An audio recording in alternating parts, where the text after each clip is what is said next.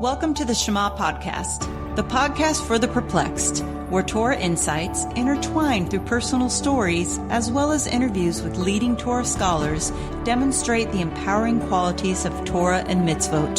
For more great Torah learning through Torch, the Torah Outreach Center of Houston, go to torchweb.org. Now to the show. I made the title, The Business World, the Ultimate Venue for Developing Emunah. It really applies to everything we do, but to get started, I want to define a few terms first. One, what is Emunah, and what do I mean by venue? For one, we often define Emunah or translate it as faith. But what is faith? It means to believe in something without evidence. So my question is, why would anyone do that? Why would we believe in something without any evidence? God gave us an intelligent mind, and He gave us ample evidence to discern that He exists and that He gave us a Torah. So we have all the tools we need to make those decisions. You know, a good analogy to look at the difference, and sometimes the way Emunah is used, it's really more about trust. If you were driving home one night, it's the middle of the night, your car breaks down, you call Rabbi Johnny, and you say, Rabbi Johnny, will you come pick me up? And he says, yeah, I'll be there. And you're waiting there for him to arrive. Do you have faith that Rabbi Johnny exists, or do you have faith that he's going to show up? Same thing with God, and that's what Emunah is. It's about having faith that you can rely on Him. And it's through our interactions in the business world or whatever livelihood we have, wherever engagement we have with other people, that we can develop that trust. An example I have of this is when I was in the third grade, there was a very cute girl. I didn't know anything about her, didn't talk to her, but she was pretty. I was smitten. So I decided I wanted her to be my girlfriend. So I took out a piece of paper and I wrote on a note, will you be my girlfriend? With a yes box and a no box. Folded up, sent it across the classroom, sat back, waited for her to open it, marked on the piece of paper, and then sweated as the paper worked its way back over to me. And I opened it up, and she had checked the yes box. And I was so excited. I went out to the playground to show my friends, guys, check this out. I have a girlfriend. She checked the yes box. And they say, who is she? She's like, that little girl over there on the other side of the playground with the pigtails, in the jungle gym. That's my girlfriend. I never, ever spoke to her, ever. The rest of the year I was at that school. But it didn't matter to me. I was elated. She checked the yes box. She acknowledged my existence. But we did not have a relationship, obviously. My point is that if you ask the majority of people in this country, do you believe in God? They will say yes. It's check the yes box. But to just acknowledge God's existence is not what He's looking for. He wants a relationship. And so what do we have to do to develop a relationship? Well, everything in this world is a metaphor for our relationship with God. One example of that is the relationship we have with our spouse. So this is being recorded live, so I better get this right. So this May will be 16 years. So I guess around, over 16 years ago, I proposed to my wife.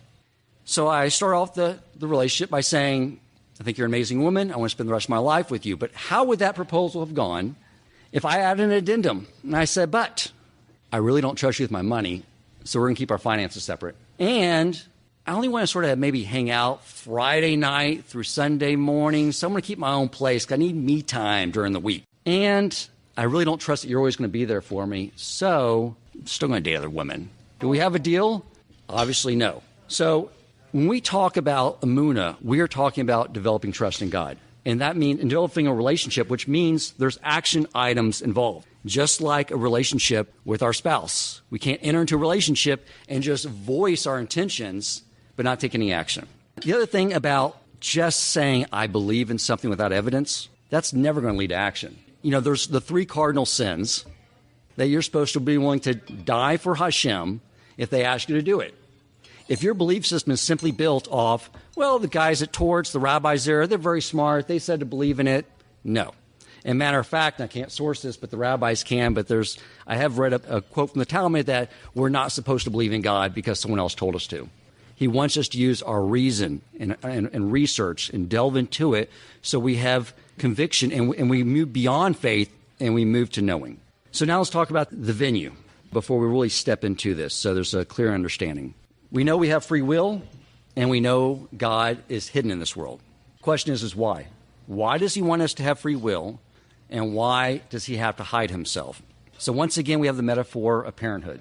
I have an 11-year-old daughter, And, of course, like any parent, I want my daughter to grow up to be a happy adult. So what does happy mean? It means having purpose and meaning in her life. It means that she is reassured and confident that when challenges come her way, she will know how to find the resources to overcome them and strengthen herself through that and make it a learning process.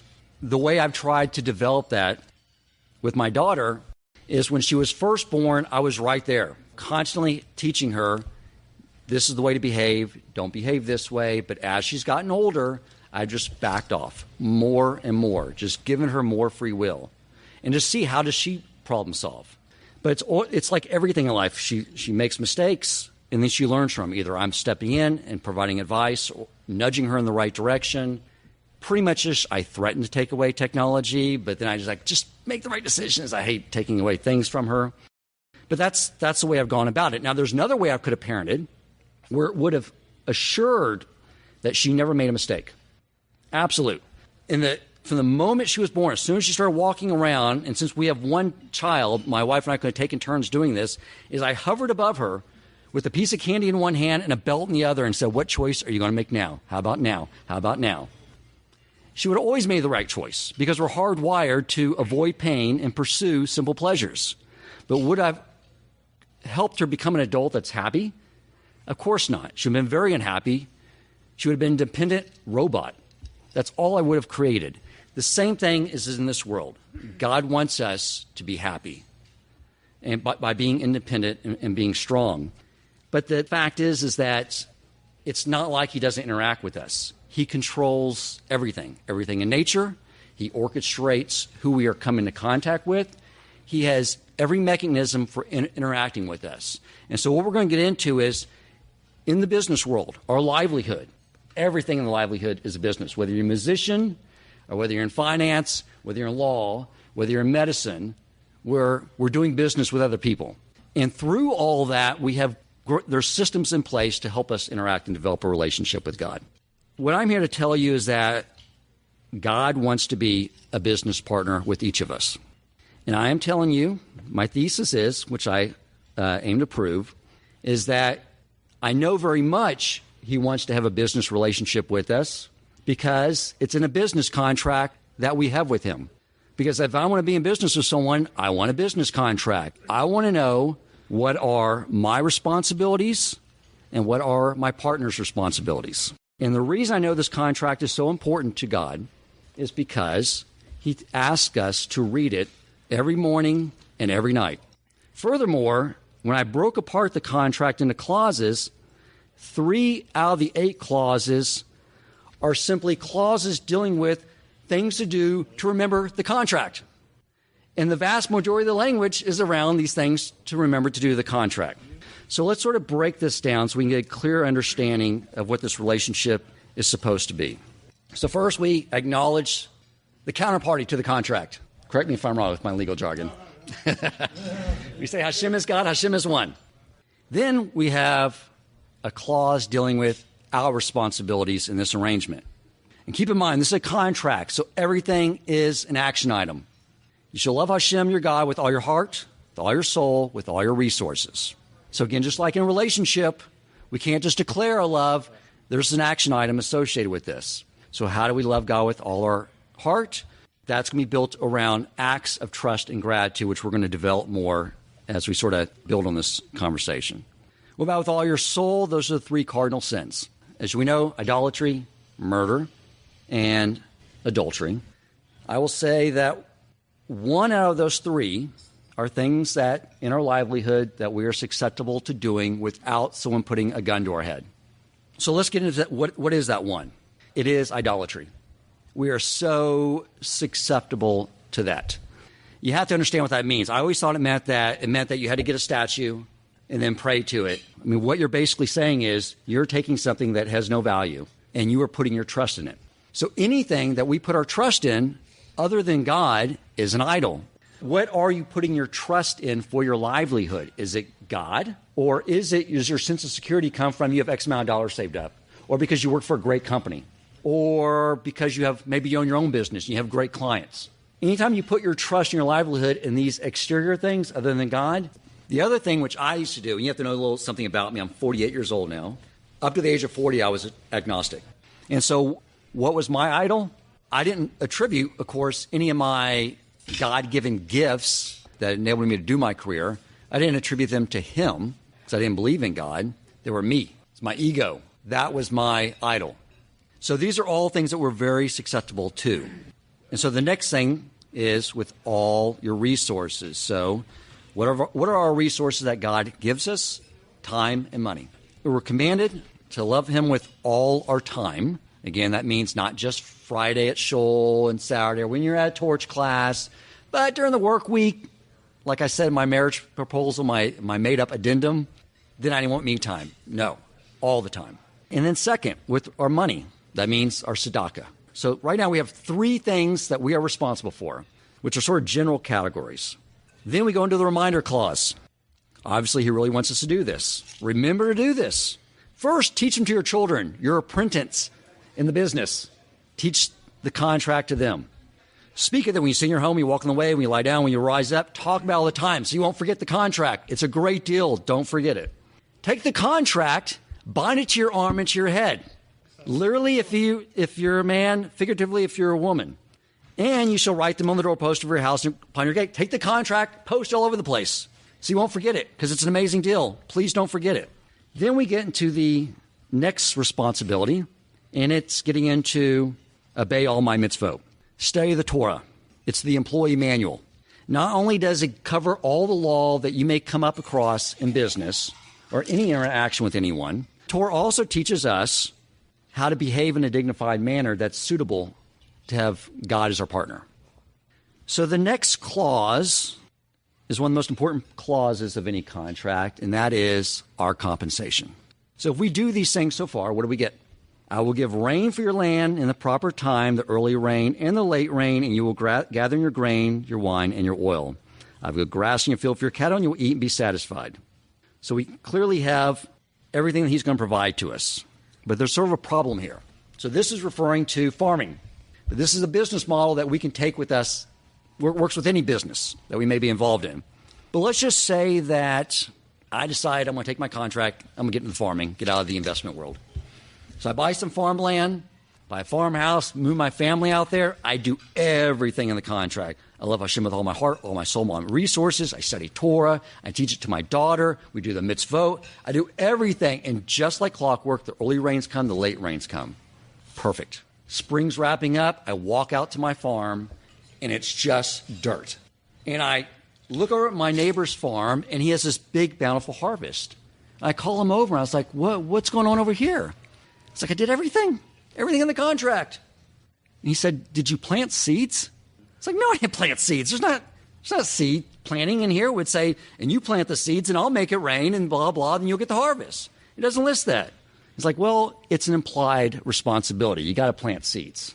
You don't imply correct responsibilities in a contract. You enumerate them. So that's a problem that we will come back and address. But for right now, we're going to just consider that as an implied responsibility. So what we have here clearly is delineated responsibilities. We have the 4 general categories of enumerated responsibilities and implied responsibility. And then God brings in the rain. So in business, if someone brings in a lot of business, one of the terms, I don't know if this is still used a lot, but it was in the 90s and the last decade was, you're a rainmaker. Who's the rainmaker in this relationship? Us or God? If we're using that analogy, which I will provide some evidence later that is exactly what it's referring to. Our income, the sales, those things. That's what it's referring to. And then we are responsible for planting seeds. And we'll build that out and how that applies to our business life, whatever that may be. But let's just say I was in a partnership with someone.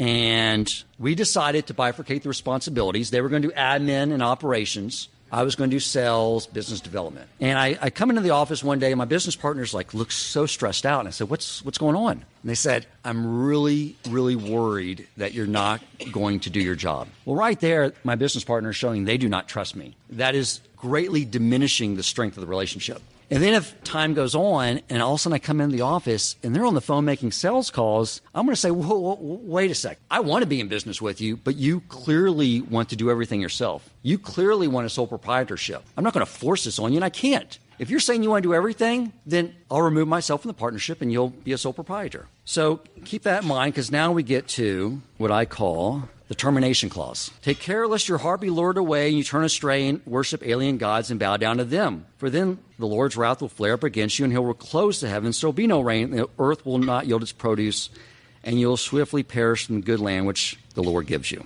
So he's basically saying, you want to be my business partner? I'll make it rain. If you don't want me in the business, you're in the driver's seat. You dictate everything, but I won't be there to make it rain. It's all on you. The good news is that whenever we change our mind and we say we want you back in, he'll come back in. So we get to the next reminder clause, which is a repeat of the other one. Now we get to the benefits clause.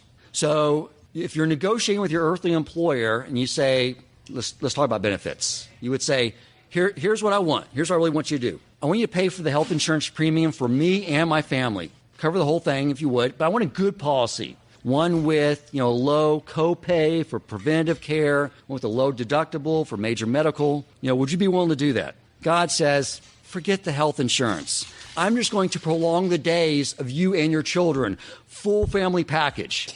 So basically what we have is a very good deal so far from what we can understand.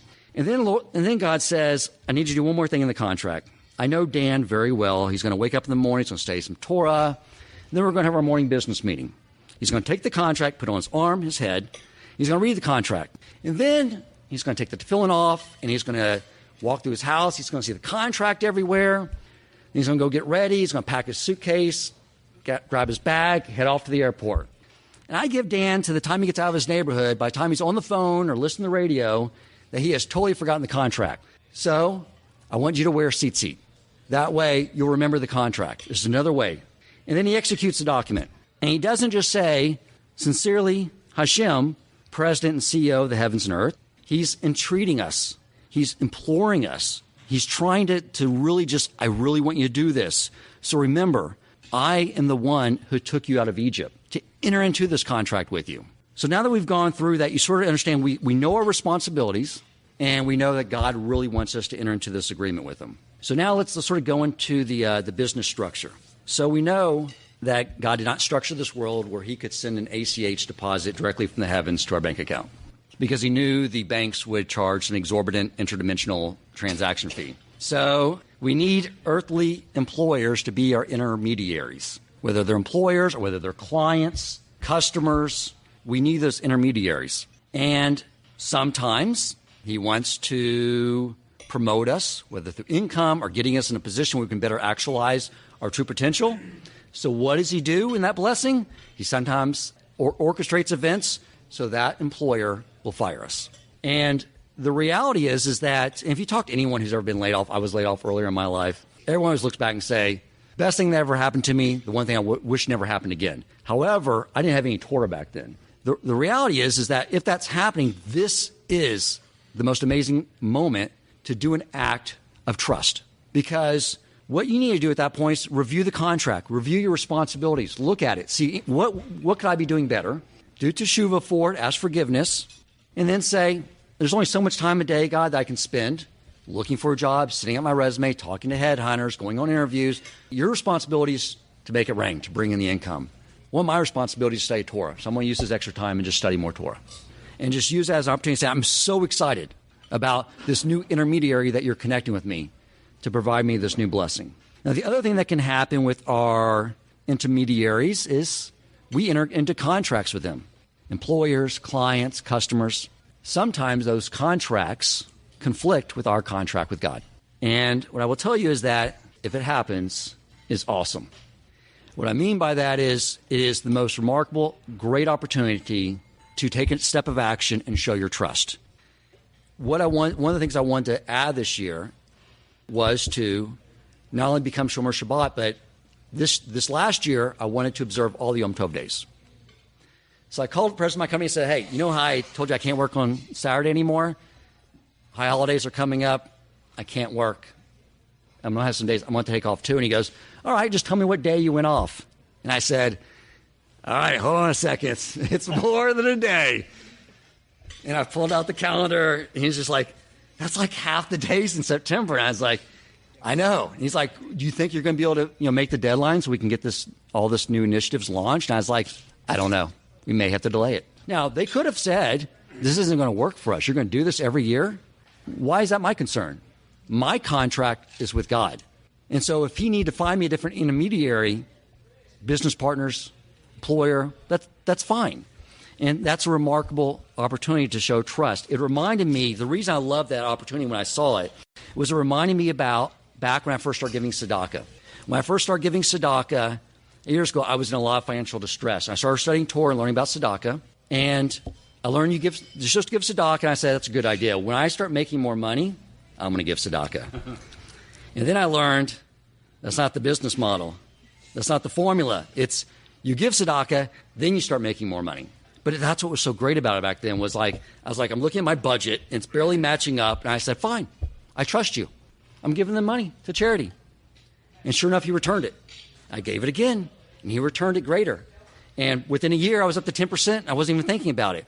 But what was special about that was in the beginning when I was vulnerable, and I was totally relying on him. I mean, flip-flop that in a human relationship. Someone you really care about comes to you and says, they're in a vulnerable position, they really need your help. You're excited to be able to take action to show them how important they are to you.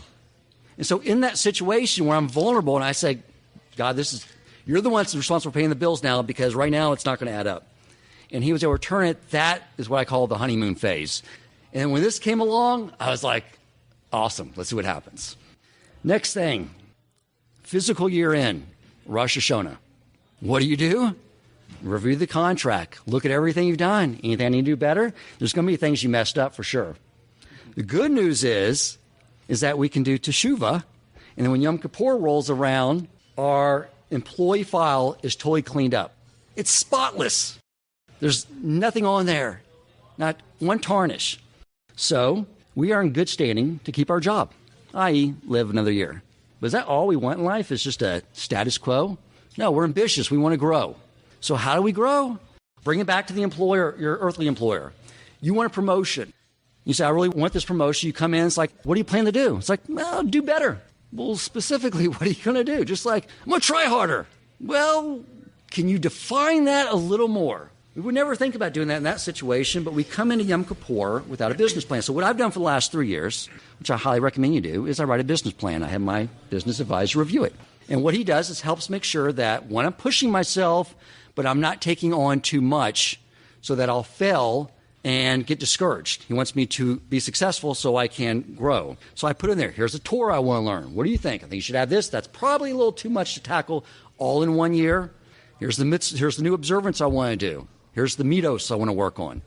I highly encourage you, maybe, before the next fiscal year end, you get together as a group and you talk about writing a business plan for the following year. Articulate, write down, so through the year you can make sure you're accomplishing your goals. The next thing, which is very important, is that at that point in time, your income is determined. You have no say on it. And this is key, because we're going to bring this back into planting seeds. It may feel like you have a lack of control, but you don't. You have control over your responsibilities, the enumerated ones and the implied one of planting seeds. And that's actually freeing, and that's what's going to actually enable you to, when we get to planting the seeds, actually do that. And as I sort of mentioned in the teaser, that's what allows you to become fearless, when you recognize that. The other thing is, everyone in the culture of the United States is fascinated with this idea of retirement. If I can make X millions of dollars, I'm done getting an island, I'm just going to sit back and drink Mai Tais, work on a tan, just relax. Think how that looks at the employee review. Fiscal year end. So what are you doing now? Just working on the tan. So you're not contributing to my world anymore? You're not contributing to it? You're not developing yourself? Are you serious? I mean, that's basically a resignation letter. Next is we have an expense account, which I love having expense accounts. You should use it. That means that anything related to resources we need, money we need to implement our responsibilities, to fill in, buying a lulav, Torah books, any of that, use it. If we don't spend the money on those things, we don't get the money, okay? It's not money we would have saved. We just don't get it. Then I like to look at this as a retirement account. In this retirement account, we get to put between 10 and 20% in it. Less than 10%, misappropriation of funds. Now, you may say, I can't put 10% right away. Fine, put in your business plan. This month I'll do 1, next month I'll do 2, and then I'll get to 10. And keeping an accurate accounting of this is obviously very important. I had to do a lot of research on mathematics involved with this. I'm obviously referring to tzedakah, but I want to focus on investment options in our retirement plan. So when I give tzedakah, I want to help people that are hungry, that are sick. And I have about a quarter of my tzedakah budget that I give directly to venues to help people that are poor and sick. The majority of my money, 3/4 of it, goes to Torah study. Why? Because that encompasses all of that. Why would I say that? Because I just read the contract. If Jews learn Torah and they observe the mitzvot and they follow the contract, then what do you get? Rain in its proper times. You get the crops. You get the longevity of life. It includes all of that. Another idea I came up with a couple of weeks ago, Rabbi Wolbe's out at our shul, and he did a class on Perkei Avot. It concluded where he said, the mitzvot we do in this life, that is what we consume in Olam Haba. And then my friend Vitaly said, oh, great. So in Olam Haba, there's going to be 1%ers too. And Rabbi Wolbe said, yeah. And I was driving home that day. I was like, you know what? I'm going to be a 1%er. Not because if you were to stack me up with all the Torah scholars and tzaddiks that exist just in this generation, you throw in all the other generations, God forbid, you get grade on a bell curve, I'm like sliding down near D- at that point. That's not how I'm going to get to a 1%er. The way I'm going to get to a 1%er is why I came off this analogy. Apple Computer is close to $900 billion market cap right now. If 30 plus years ago I had gone to the garage where Steve Jobs and Steve Wozniak were first dealing with their first computer, and I said, guys, got a deal for you. I'm going to bankroll this whole operation. Give you all the capital you need to expand. I believe in you guys. I believe what you're developing, what you're bringing to the world. In exchange, I want 49% equity. And they agreed to those terms. Well, guess what? Today I'd be at $450 billion, and I barely know how to operate my iPhone.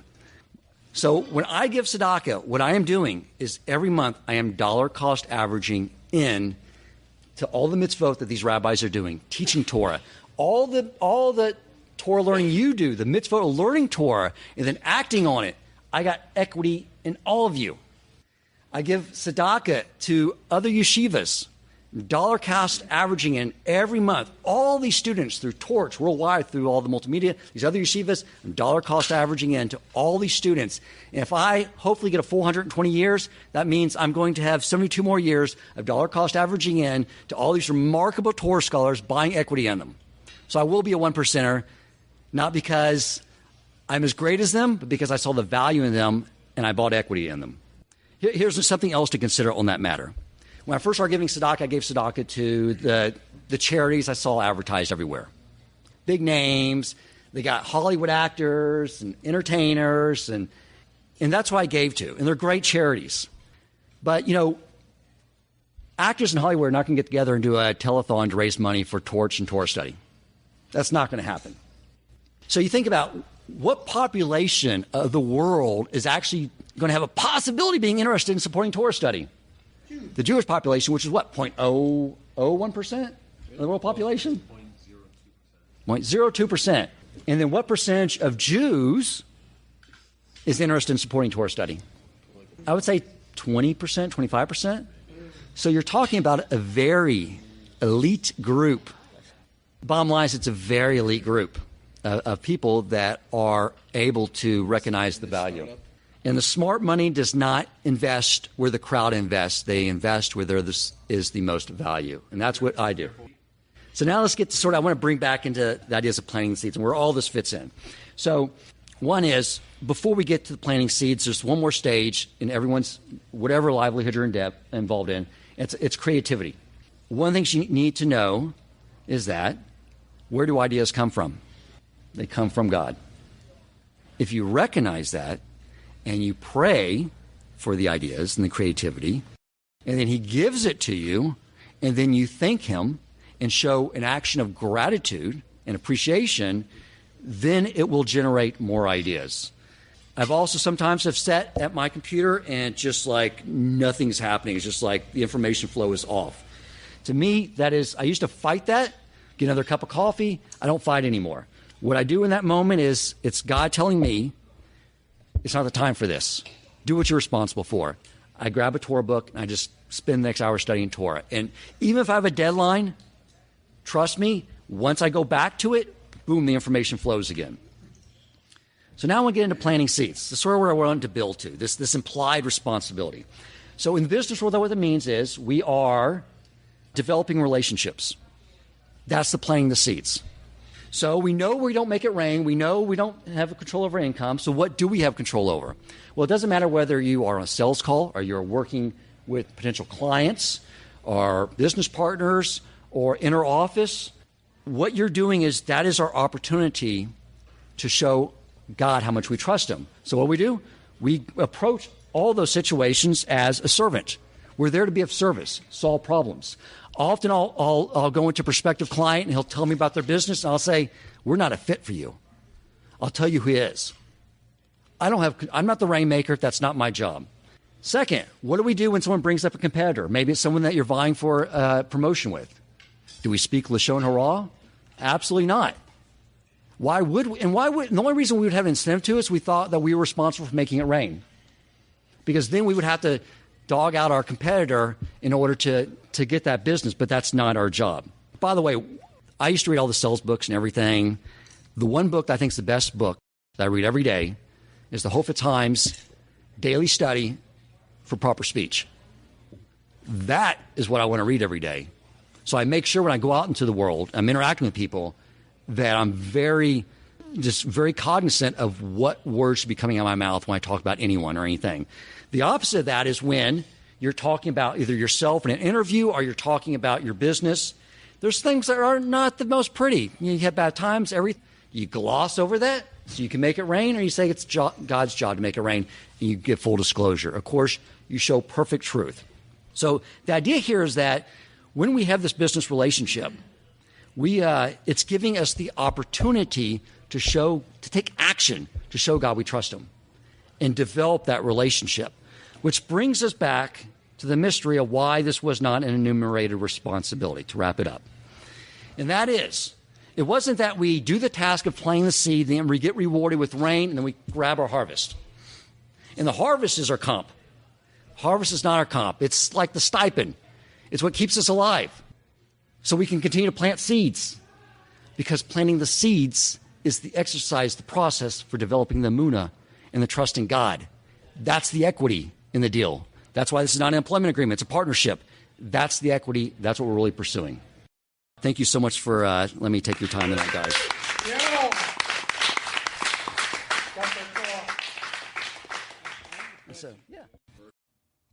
If you enjoyed this episode, please consider supporting Torch so they can continue to spread Torah wisdom to the world by making a donation at torchweb.org and clicking donate in the top right corner of the page. And if you would like to get in contact with our host with comments, suggestions for future topics of learning, or questions for him or his guest rabbis, you may email him at president@torchweb.org.